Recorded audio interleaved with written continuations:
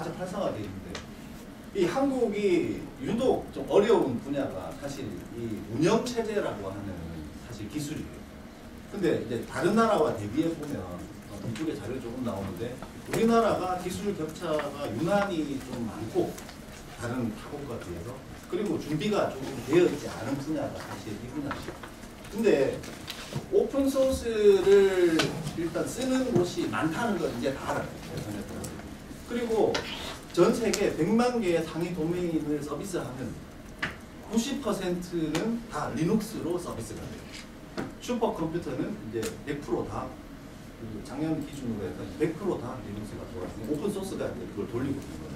근데 그렇다면 소프트웨어 인력을 양성하고 미래를 대비할 수 있는 기술 인력들이 많아지려면 결국 서비스를 제공하고 있는 인프라를 경험해보는 게 필요하겠죠. 근데 저희가 실제 학습하고 사용할 때는 전혀 경험하지 않다가 현업에 나가서 배워요. 쓰기 위해서 서비스는 이렇게 만들어야 되고 서버의 코팅은 이렇게 해야 되고 이런 걸 배우는 거예요. 근데 그렇게 되면 사용자 경험이 전혀 없으니까 처음 보는 이제 오픈소스로 되어 있는 운영체제나 기술 서버를 만나게 되는 거죠. 아주 어려워요. 외국의 경우는 통계적으로 보면 소프트웨어 분야에서는 56% 정도가 리눅스 데스크탑을 써요.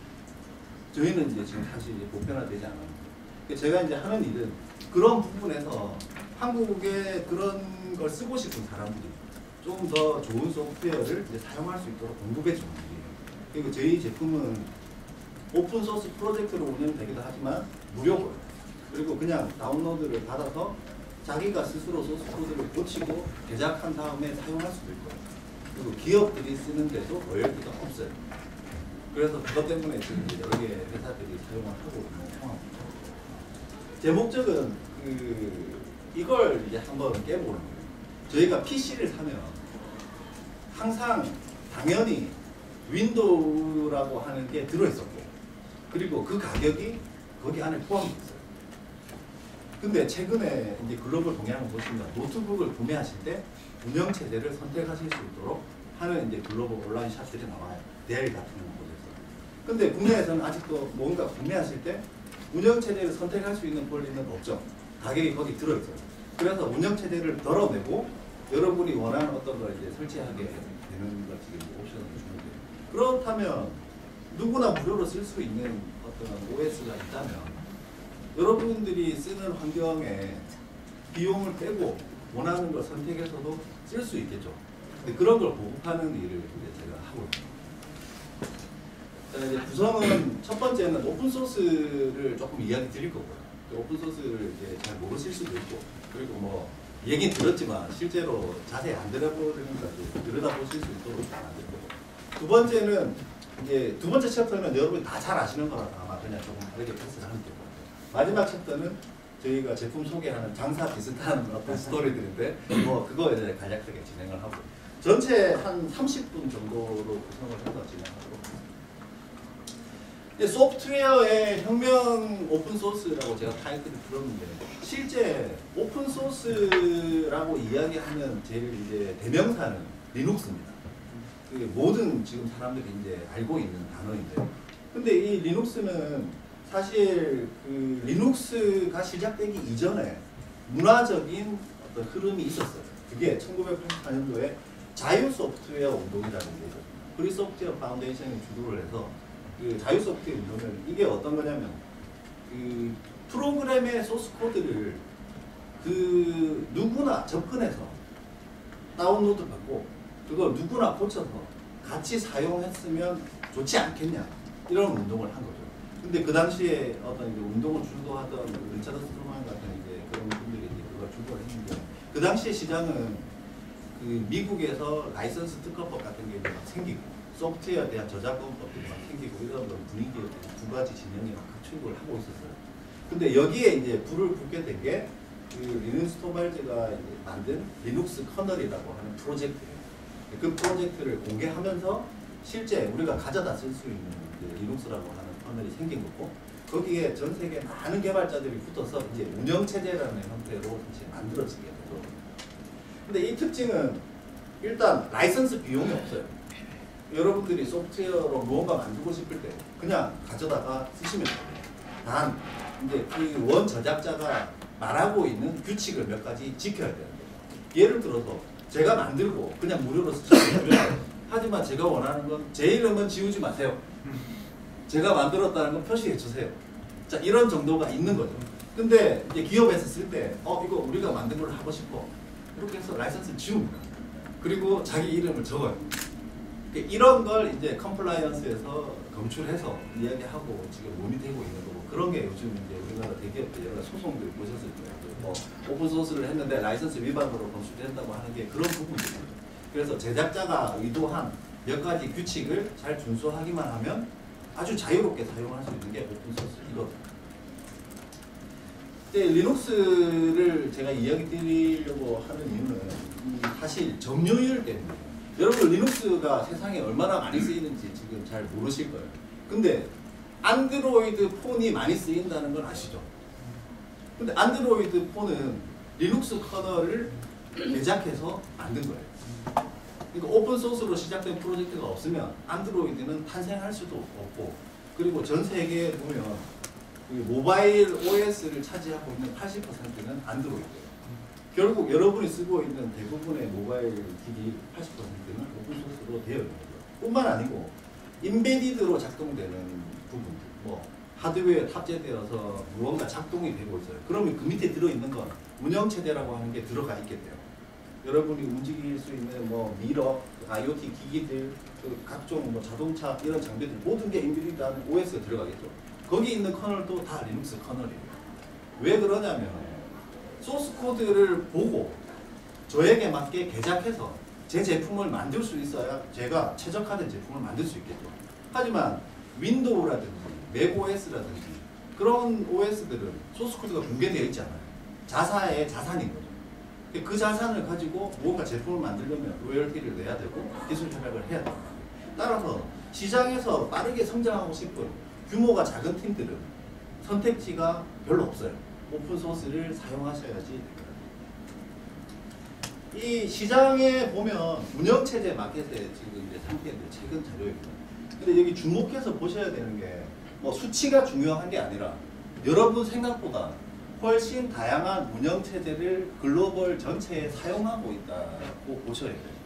지금 전 세계적으로 보면 가장 많이 쓰는 운영체제는 안드로이드예요. 전 세계. 그리고 윈도우가 그 다음을 차지하고 있고 iOS가 있고 그 다음 것들이 이제 있죠.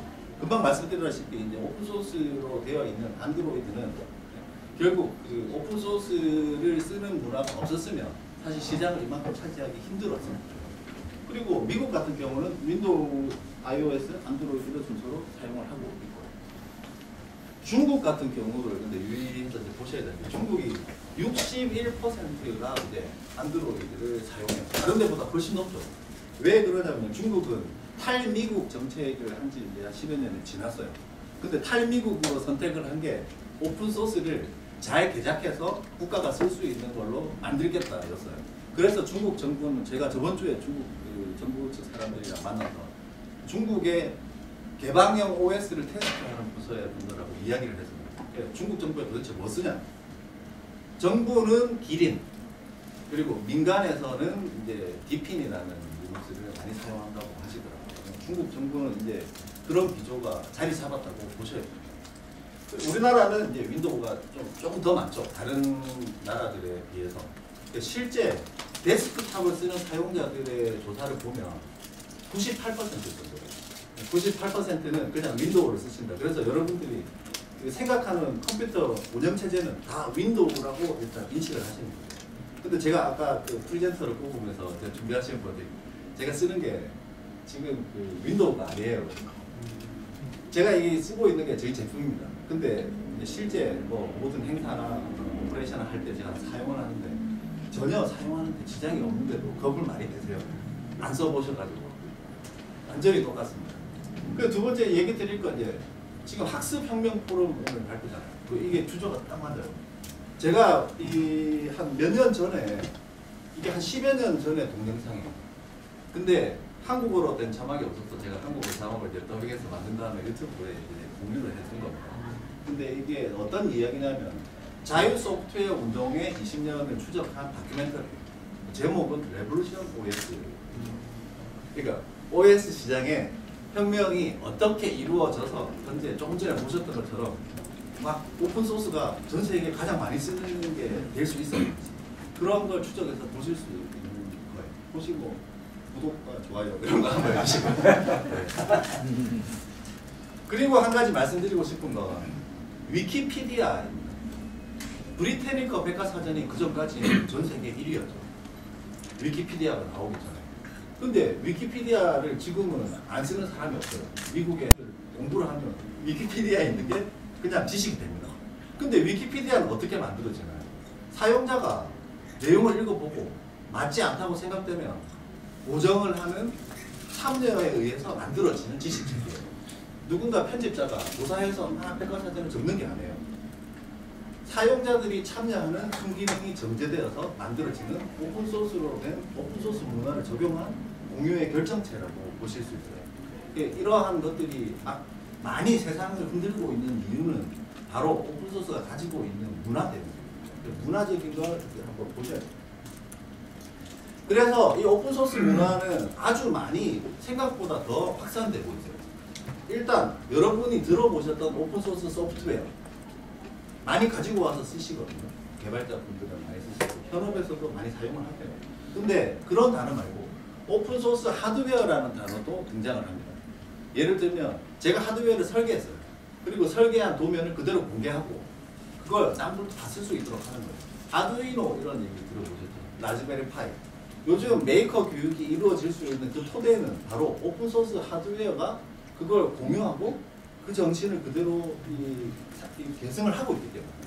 뿐만 아니고 제가 디자이너예요. 창의적 컨텐츠를 만들었어요. 근데 그런 걸 누군가 다 쓰기 위해서 오픈 디자인이라는 형태로 공유도 하고 말씀드린 위키피디아는 패스하고 그리고 오픈소스 공간 정보라는 게 있어요. 혹시 정보 3.0이라고 하는 정책 들어보셨을지 모르겠는데 그런데 보면 데이터를 공유하고 무언가 이제 실생활에 쓸 수 있도록 서비스를 만들고 이런 것들 많이 확산됐잖아요.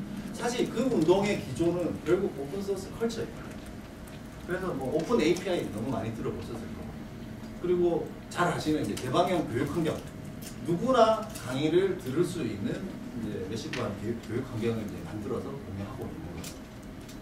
그리고 정부 3.0 조금 전에 제가 말씀드렸습니다. 그래서 오픈소스는 오른쪽에 보시는 그림처럼 오픈소스 소프트웨어만 지금 존재하는 게 아니고요. 하드웨어라든지 디자인, 오픈 컨텐츠, 그 정보와 어떤 그 표현, 기능, 이 모든 분야에서 이제 망라되고 있다고 보셔야 됩니다.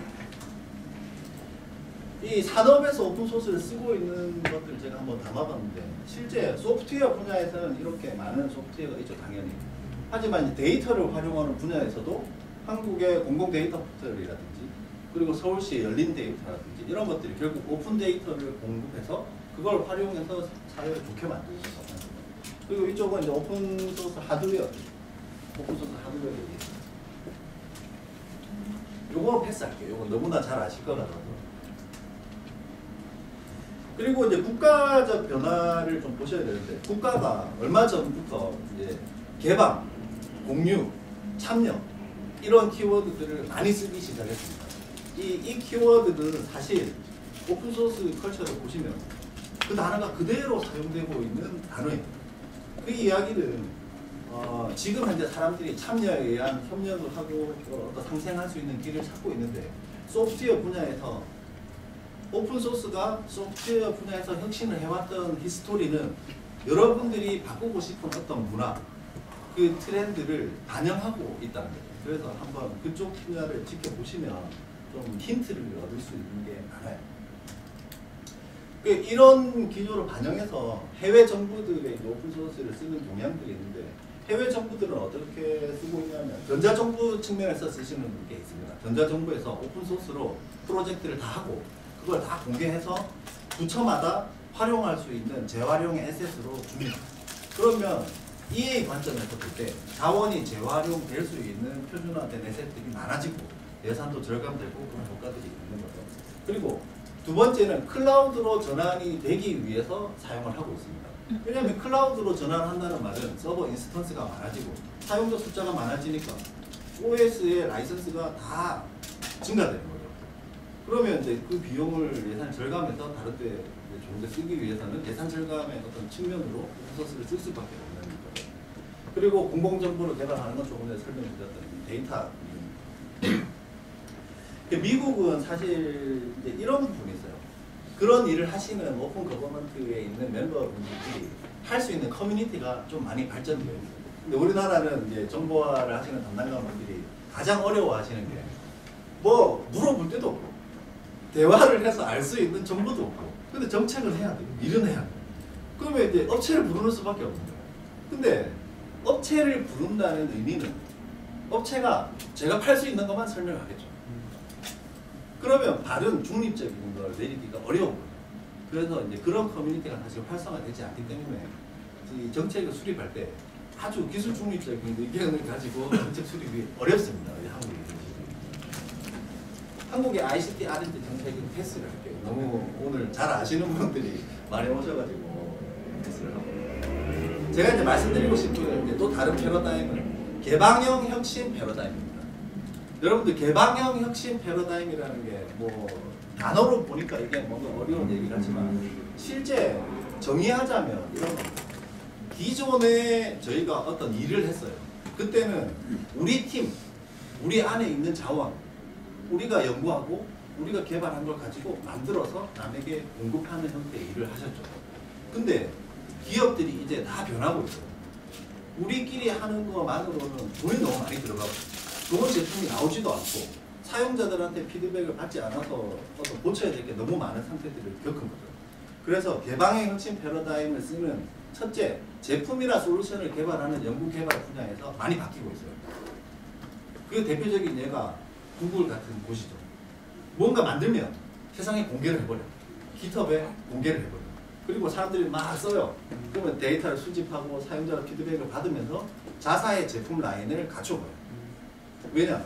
테스트할 인력을 쓰지 않고도 오픈소스로 주면 사람들이 막 쓰고 이야기를 해서 이슈를 알게 됩니다. 그걸 가지고 품질을 관리하면 비용이 훨씬 낮은 채로 좋은 제품을 만들 수 있게 됩니다.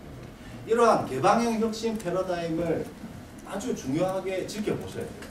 그래서 앞으로 어떤 일을 하실 때 기존처럼 레거시 팀이 안에서 이런 소식으로 만들고 이런 방식을 가지고는 빠른 혁신을 하기가 어렵다. 이 왼쪽에 있는 그림은 지난 10년간의 시가총액이 10위인 기업들의 대비입니다. 2008년도에 시가총액을 10위를 구성하던 회사들을 보시면 약간 지금과 다른 양상을 보실 수가 있어요. 여기는 소프트웨어가 들어간 기업이 없죠. 근데 2018년도에 보시면 소프트웨어 기업이 많이 보이시죠? 소프트웨어가 막 시장을 바꾸고 있어요. 근데 더 놀라운 건 저기에 있는 음영으로 제가 표시를 한 기업들은 깃허브라고 하는 오픈소스를 가장 많이 가지고 있는 저장소에 최상위 10개 기업 안에 다 들어있습니다. 무슨 얘기냐면 조금 전에 설명드린 개방형 혁신을 통한 기업의 성장이 결국 매출과 직결되고 있고요. 기업들이 경쟁에서 이기기 위한 조건으로 오픈소스를 다 선택하고 있습니다. 이 부분을 아주 중요하게 보시고 큰 시사점이 있는 챕터예요. 왜 그러냐면 해보니까 수십조를 들였어요. 근데 오픈소스로 되어 있던 걸 이기지 못한 거죠. 대표적인 예가 리눅스 서버입니다. 윈도우가 서버 시장에서 점유를 하기 위해서 엄청난 돈을 부었어요. 지금까지. 근데 지금 시중에 아까 말씀드렸죠. 100개 도메인, 100만 개의 도메인 중에 90%가 리눅스를 가지고 서비스를 해요. 그 이유는 돈 때문이 아니거든요. 성능이 뛰어나고 보안상 안전하고 더 좋은 환경이기 때문에 제공을 하는 거예요. 그래서 지금은 이제 기업들이 모두 다 오픈소스를 한다. 전 산업이 오픈소스를 쓰는데 패스를 하고요. 제가 말씀드린 오늘 사실 제일 이 팩트는 이겁니다. 오픈소스 철학의 핵심은 참여와 공유를 통해서 서로 앞으로 발전할 것이다에 대한 믿음을 가지고 움직이는 활동들이에요.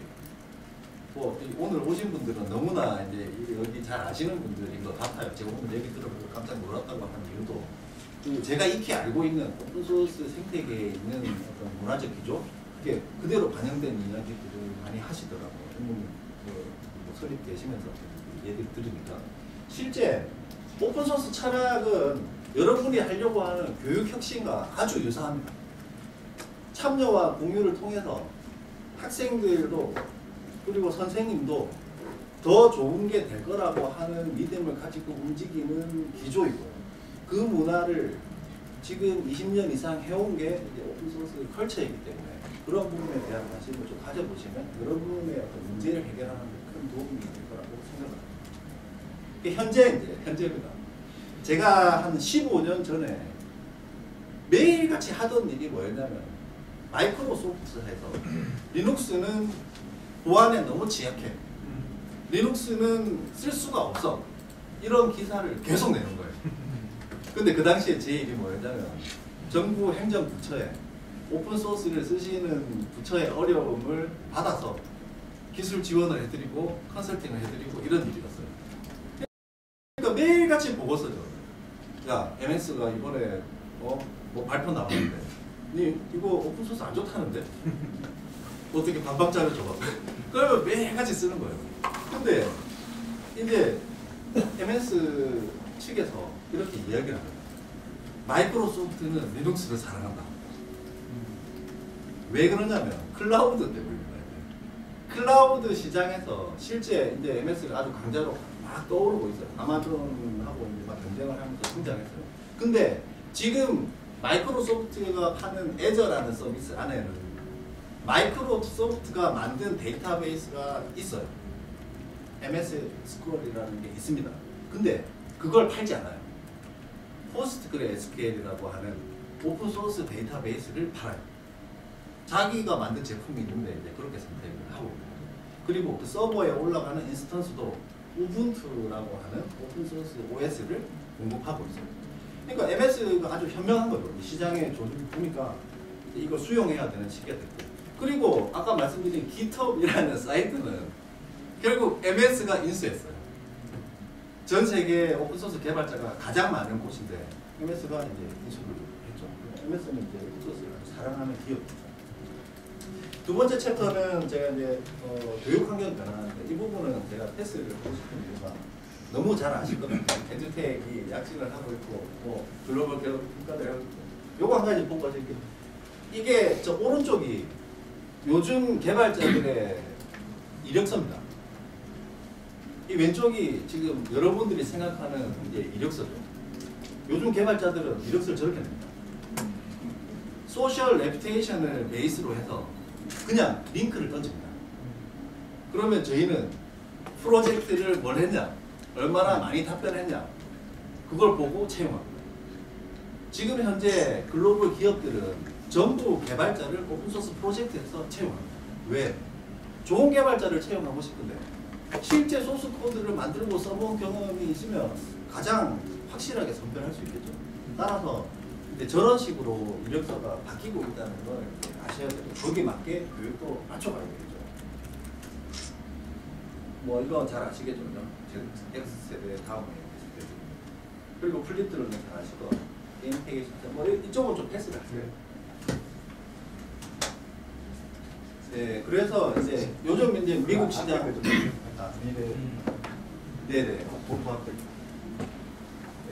네, 이 부분 아주 의미 있는 사실 데이터인데 결국 이제 그러한 어떤 기조를 반영해서 가장 선두에 달리고 있는 에듀텍 분야, 결국 교육 분야의 이제 선두주자를 나타내는 겁니다.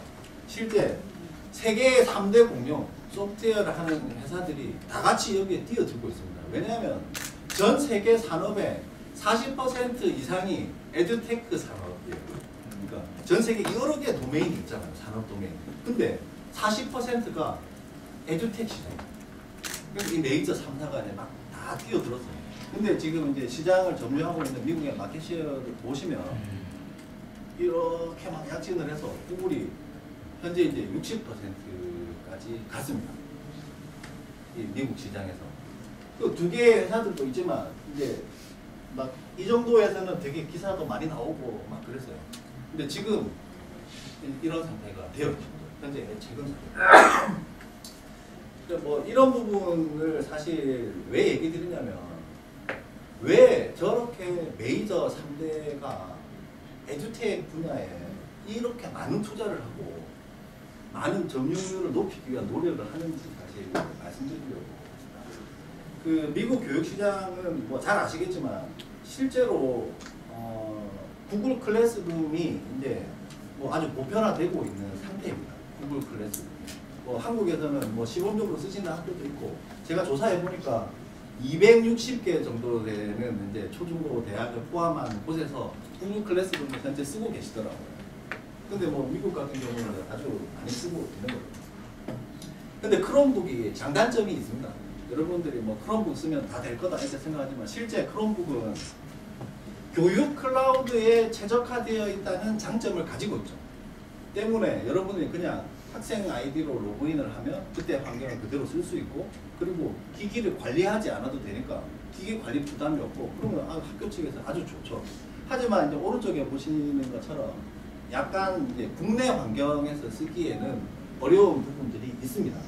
그리고 이게 웹 기반으로 한 OS 관리 체계다 보니까 뭐 관리는 쉽지만 성능상 또는 뭐 어플리케이션을 만들어서 새로 배포하고 싶다든지 이런 업체들 입장에서는 어렵죠. 왜냐? 구글이 한국에서 플립드 러닝을 쓰는 소프트웨어를 만들었다고 해서 내 OS를 뜯어서 지원해 주지는 않을 거잖아요. 예를 들어 엣지 컴퓨팅을 쓰기 위해서 인공지능 기능이 필요해요. 어떤 장비에. 근데 구글이 그걸 해주지는 않겠죠. 그러면 여러분들이 해야 되는데 에듀텍을 하는 산업에서 쓸 수 있는 기술은 오픈소스밖에 없는 거죠. 자, 그래서 뭐 이제 나머지 시간에는 제가 같이 생각해 볼 필요를 정했습니다. 근데 오늘 뭐 저녁 시간에 너무 얘기 길어집니다. 이게 뭐 시간 됐을 때 토론할 내용들은 이제 한번 기회가 있으면 하고요. 제가 준비한 내용들은 사실 이제 교육용 디바이스 부분에서 우리나라에서 이제 스마트 패드를 많이 쓰시잖아요, 지금 현재. 하지만 그 크롬북은 스마트 패드가 아니에요. 키보드가 달려있는 노트북인데 왜 그렇게 60%까지 점유를 할 수 있었을까요? 그 이유는 여러분들이 생각할 때는 지금 스마트 패드가 교육 환경에 아주 적합할 것 같아라고 판단했지만 실제 시장에서 보니까 학습을 할 때 키보드가 필요했어. 가상 키보드로는 뭔가 조작이 어렵고 이런 일들이 있었거든요. 그리고 레포트를 쓰려고 하니까 가상 키보드를 들어서 터치하고 이런 것보다는 현재 키보드 인터페이스가 있는 장비를 선택한 사람들이 많이 있는 거죠. 그것 때문에 이제 디바이스 쪽에서도 약간 고민을 할 부분들이 사실 있습니다. 그리고 어플리케이션은 뭐 당연히 이제 고민할 부분이 있는데 이건 패스하고. 그리고 무엇보다 중요한 건 그러한 기술을 쓸 수 있는 플랫폼으로서의 역할.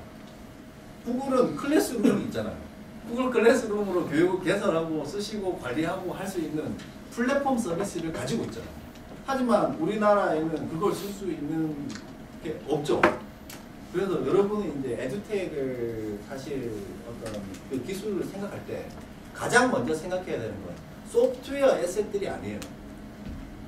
우리가 교육 시장을 주도하려면 결국 플랫폼을 좌우할 수 있어야 되거든요. 그냥 플랫폼이란 어떻게 구성되냐? 플랫폼은 아래쪽에 있는 OS, 그리고 그 위에 올라가 있는 미드웨어 계층, 그리고 거기 많은 어플리케이션이 들어올 수 있는 생태계. 그게 들어온 다음에 교육을 할 수 있는 플랫폼이 생기는 겁니다. 어떤 개인의 힘으로 하기는 힘들고요. 누군가 이제 단체가 주도해서 다 같이 합심을 해야 됩니다. 그 OS 분야는 이제 제가 하고 있는 부분이라 사실 말씀드리려고 합니다. 우리나라의 수준은 이렇습니다. 77.8이라고 이거 IITP에서 내놓은 기술 수준 격차 보고서예요. 근데 제가 체감할 때는 50도 안 되는 것 같아요. 실제 미국 대비로. 그래서 뭐 OS 분야는 일단 미국이 다 점유를 하고 있습니다. 왜냐하면 미국이 그 메이저 3대 회사가 다 거기 있고 소프트웨어 인력이 다 거기 있기 때문에 그렇고요. 그리고 중국은 탈미국한 뒤로 엄청나게 따라잡았습니다. 그래서 아까 말씀드린 기린이라든지 뭐 디핀 이런 OS들이 지금 이미 정부에서 많이 사용이 되고 있고요. 유럽도 스마트 팩토리 분야에서 자체적인 OS를 가지고 많이 드라이브 하고 있습니다. 그래서 이제 OS라는 게 여러분들이 볼 때는 뭐 이렇게 데스크탑 PC, 서버 이렇게만 보이겠지만 실제 이런 카테고리를 보시면 각자의 도메인의 용도에 맞는 다양한 변형을 통해서 자기에게 적합한 걸 쓰기도 합니다. 뭐 포렌식을 해야 돼. 컴퓨터로 무언가를 분석해야 돼. 그럴 때는 자기만의 OS를 만들어서 사용을 하는 것도 가능한 거죠. 개방형 OS를 제가 이제 한다고 말씀드렸는데 개방형 OS는 결국 특징이 있어야 되거든요. 오른쪽에 있는 것처럼 누구든지 소스 코드를 받을 수 있어야 돼요. 그리고 누구든지 자유롭게 수정하고 배포하고 판매할 수 있어요. 기업이든 개인이든 차별을 하면 안 됩니다. 근데 이제 국내에 이제 이런 기업들이 막 할 때 보면 뭐 개인 사용자에게는 무료예요. 개인 사용자는 공개를 했어요. 이런 표현들을 쓰는데 오픈소스를 공급할 때는 그러한 차별을 두시면 원래 안 되거든요. 그러니까 기업이라고 해도 사용하실 수 있어야 되겠죠. 그 개방형 OS라는 건 사실 구성이 이렇게 됩니다. 맨 아래쪽에는 운영체제를 이루는 커널, 그리고 그 위쪽에는 데스크탑으로 제공할 수 있는 환경, 그 위에 어플리케이션과 제3자 프로그램들이 있어요. 근데 각각 다른 오픈소스 커뮤니티에서 관리를 합니다. 개방형 OS를 한다고 해서 어떤 회사, 뭐 마이크로소프트가 다 관리를 해가 아니라 각각 다른 곳이죠. 커널은 커널 커뮤니티, 그리고 데스크탑 환경을 가지고 있는 각각의 다른 커뮤니티. 따라서 여러분들이 레고 블록처럼 어떤 커널에 어떤 윈도우 환경, 어떤 어플리케이션이냐를 블록으로 조립한 다음에 용도에 맞게 만들어서 다양한 제품을 쓸 수가 있는 거죠. 그게 개방형 OS의 구성입니다. 전 세계를 보면 국가별 개방형 OS를 하고 있는 추세입니다. 보시면 미국은 페도라라고 하는 프로젝트를 주체로 하고 있어요. 독일은 오픈수세, 뭐 인도도 보스, 중국 기린, 러시아 아스트라, 일본 터보, 북한도 있죠. 네. 지금 한국에서는 이제 제가 하고 있는 하모니카라는 이제 OS가 있고요. 그 다음 이제 요즘 최근 작년부터 이제 두 개의 회사가 뭐 T모사, H모사 여기서 이제 개방형 OS를 이제 하신다고 해가지고 지금 하고 있어요. 근데 아직까지 뭐 누구나 다운로드 받고 이런 상태까지는 오지 못했고 제품은 이제 개발하고 있는 상태로 알고 있습니다. 그래서 저희는 이제 커뮤니티를 제가 2015년부터 막 운영해서 지금 구글 애널리틱스로 조사를 해보면 한 13,000명 평균 매월 방문을 하시고 저희 기술 아키텍처는 이렇게 돼 있어요. 근데 여기서 이제 보실 제일 위쪽을 이제 보시면 되는데 이거 오픈 소스로 가지고 와서 쓰는 거예요. 여기도 오픈 소스로 가지고 와서 쓰는 거예요. 여기도 오픈 소스로 가지고 와서 쓰는 거예요. 사용자 계층에 보면 우분투 어플리케이션, 리눅스 민트 어플리케이션 막 이런 이제 부분이 있잖아요. 저 오른쪽에 있는 게 저희 팀에서 만든 어플리케이션을 쓰는 거예요. 그리고 가운데 있는 건 글로벌 커뮤니티 중에서 데스크탑의 조화라고 하는 어떤 프로젝트의 팀에서 가지고 와서 쓰는 거예요. 그리고 뭐 여기 표시는 안 했지만 이제 각 레이어마다 수정이 필요한 영역들을 이제 사용하고 있죠. 현재 제가 이거를 국방부에 공급해서 현재 사이버 주식 정보방에 다 들어가 있어요. 지금 많이 다 지금 보급되어 있거든요. 지금 매일같이 욕을 먹습니다. 사병들이, 장병들이 기술 지원을 하는 안쪽에 시스템이 있는데도 불구하고 커뮤니티에 와서 욕을 합니다. 왜 인쇄하려니까 뭐 액티브엑스 깔아라, 뭐 깔아라, 교육을 들으려고 EBS 들어가니까 뭐는 안 되고 막 이제 매일같이 욕을 하고 있어요. 근데 점점점 이제 나아지고 있는 증거라고 받아들이고 있습니다. 어쨌든 제품은 제가 준비를 해둔 게 저희는 일단 윈도우랑 거의 유사한 인터페이스를 제공해서 학습이 필요 없이 바로 쓰실 수 있는 게 목적이에요. 그래서 그렇게 바로 쓰실 수 있는 정도로 준비를 했거든요. 지금 뭐 제가 쓰고 있는 것도 지금 보겠습니다. 그리고 뭐 리눅스 쓰면은 보안상 어떠냐? 저희 제품 지금 국방부에 들어가 있어요. 그럼 국방부는 보안상 요구를 받아들이지 않으면 쓸 수가 없어요. 그러니까 뭐 커널의 무결성이라든지 프로세스를 제어한다든지 장치를 막는다든지 이런 모든 보안적 요구를 통과했기 때문에 지금 설치되어 있는 그런 부분이 준비되어 있습니다. 그리고 오피스 부분이 있는데 일단 저희는 MS 군의 오피스랑 호환이 되는 오픈소스 오피스 소프트웨어를 제공합니다. 뭐 파워포인트, 엑셀, PPT, 뭐 어떤 워드 이런 종류들은 다 이제 편집이 가능한 편집 도구가 있어요. 근데 아래 한글 같은 경우는 뷰어만 있어요. 그냥 아래 한글은 이제 저희 이런 운영 체제에 맞는 아직 어플리케이션 시스템이 개발이 안 됐거든요. 12월 4일날 이제 발표한다고 얘기하시더라고요. 그럼 뭐 어쨌든 앞으로 그게 발표되면 그런 것도 쓰실 수 있도록 되겠죠. 그리고 저희가 공급한 이제 그 중에 학교들 있거든요.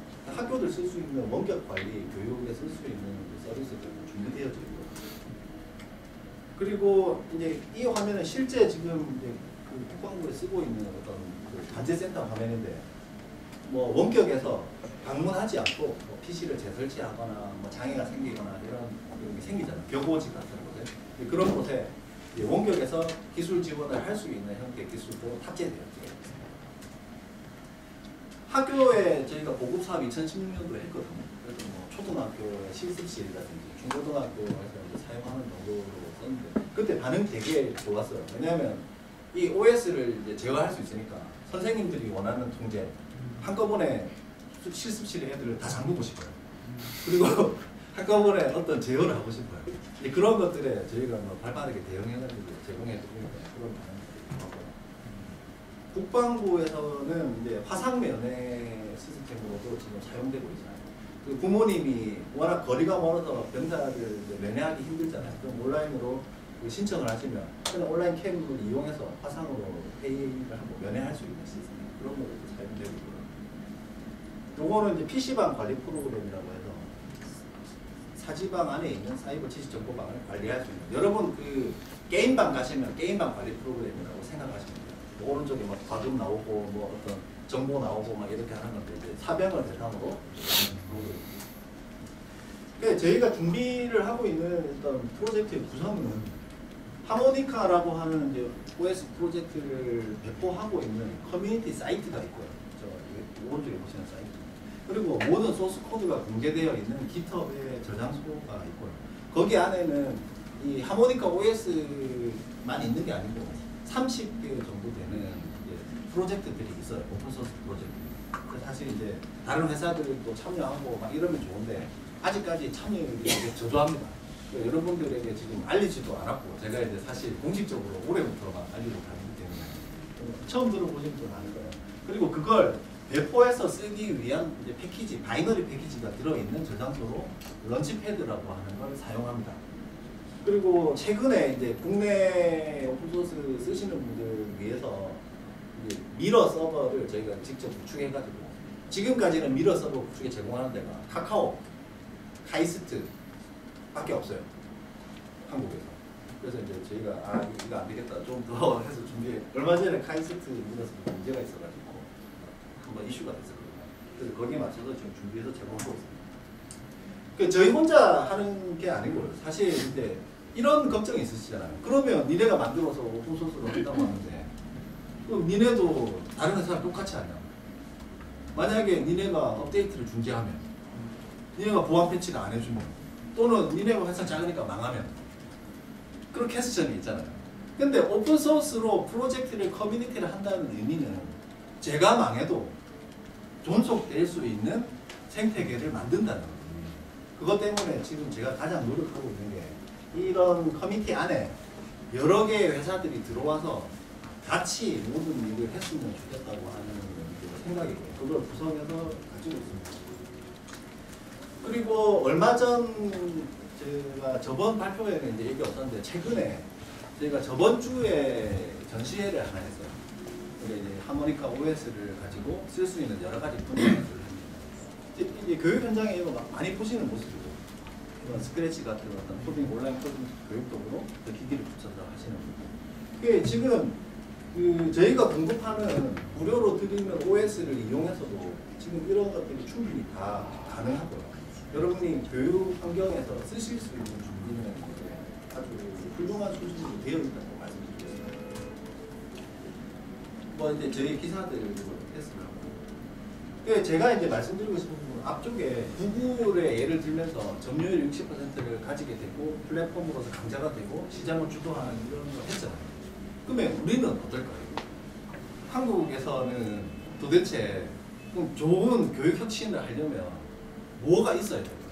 기술적으로 여러 가지를 많이 들고 오십니다. 인공지능을 기반으로 해서 어댑티브 러닝을 할 수 있는 코스, 프로그램, 소프트웨어 많이 가지고 오셨어요. 하지만 한계가 있다는 거죠. 왜 그러냐? 플랫폼으로서의 개작하고 만들고 고칠 수 있는 역량이 없고요. 그걸 고쳐야만 더 좋은 성능과 더 좋은 기능을 넣을 수 있는 거죠.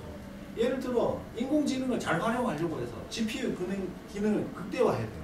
근데 GPU를 지원해주는 모듈이 예를 들어서 윈도우가 탑재를 안 했어요.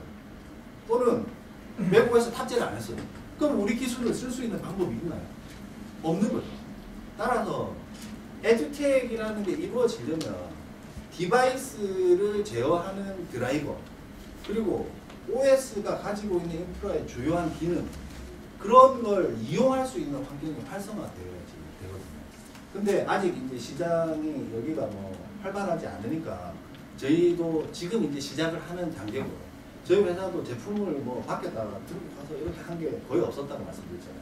저희도 지금 이제 시작을 하고 있습니다. 만약 이제 앞으로 여기 있으신 분들이 기술적으로 에듀텍을 이제 쓰시는데 기반 기술, 뭐 인프라 이런 부분에 대한 퀘스천이 있으시면 저희한테 언제든지 얘기 주시면 제가 가서 얘기 드리든 어쨌든 성실하게 그 대답하고 대응할 걸 약속드리겠습니다. 자 이제 제 자료는 여기까지고요. 제가 이 그림은 그 검사를 해봤어요. 구글 클래스룸을 쓰시는 한국에 이 데이터가 없어요. 지도로 들어가서 클래스룸을 쓰시는 분들을 찾아야 돼요. 구글 맵에서 검색해보니까 201개가 있더라고요. 이렇게 지금 우리나라에도 이제 이렇게 쓰시는 데들이 늘어나고 있어요. 근데 에듀텍을 뭐 활성화해야 돼, 뭐 이런 기술을 발전해야 돼 이야기를 많이 하시지만 정작 어떻게 되냐면 해야지 하다가 보면 구글에 돈을 벌어주는 이제 산업발전 정책으로 가게 됩니다. 국내에서는 이러한 역량이 좀 지금 미흡한 상태이니까 앞으로 우리 관계자분들이 하실 때 국내의 교육 환경의 혁신을 위한 어떤 플랫폼적인 측면에서 준비 그럴 때 저희가 한 자리를 할 수 있어서 도와주시면 열심히 하도록 하겠습니다. 마무리하겠습니다.